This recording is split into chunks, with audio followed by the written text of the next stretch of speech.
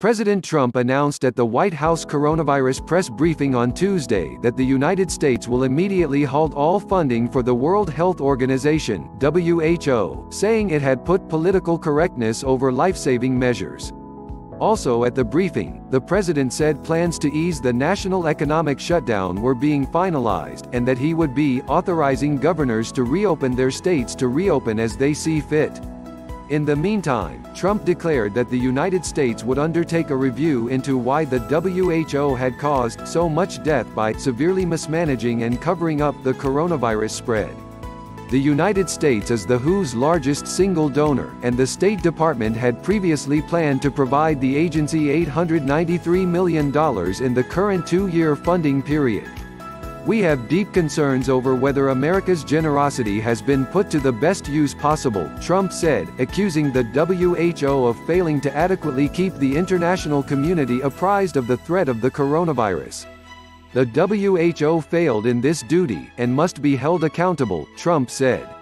He added that the WHO had ignored credible information in December 2019 that the virus could be transmitted from human to human. As early as late December, Wuhan medical staff were suspected to have contracted the disease, indicating likely human-to-human transmissibility. On January 4, in a statement first flagged by the National Review, the head University of Hong Kong Center for Infection warned that the city should implement the strictest possible monitoring system for a mystery new viral pneumonia that has infected dozens of people on the mainland, as it is highly possible that the illness is spreading from human to human.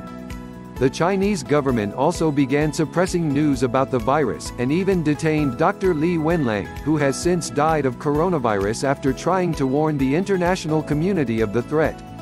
Nevertheless, on January 8, the WHO declared preliminary identification of a novel virus in a short period of time as a notable achievement and demonstrates China's increased capacity to manage new outbreaks. Again on January 14, the WHO simply echoed Chinese government statements. Preliminary investigations conducted by the Chinese authorities have found no clear evidence of human-to-human transmission of the novel coronavirus 2019 nCoV identified in Wuhan, China.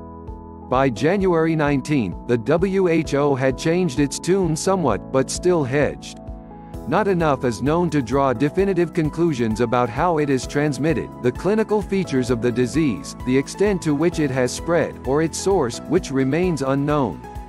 Dr. Anthony Fauci, the top infectious disease expert in the U.S. and a key member of Trump's coronavirus task force, has said misinformation from China, repeated by the WHO, had affected U.S. response efforts. Several media organizations had also uncritically cited WHO's assurances about the coronavirus. The Washington Post even ran a story quoting a Chinese official asking for empathy and slamming the White House for acting in disregard of the WHO recommendation against travel restrictions. Former Vice President Joe Biden, just hours after Trump announced travel restrictions on China on January 31, criticized the president's hysterical xenophobia. In March, the Post finally acknowledged that critics accused China and WHO of covering up or downplaying the severity of an infectious disease outbreak. Democrats, however, have voiced reluctance to cutting the WHO's funding. Senator Robert Menendez, DNJ, has said the agency needs more money during the pandemic. Given the WHO's indispensable role, it is imperative that the United States increase contributions, Menendez wrote in March.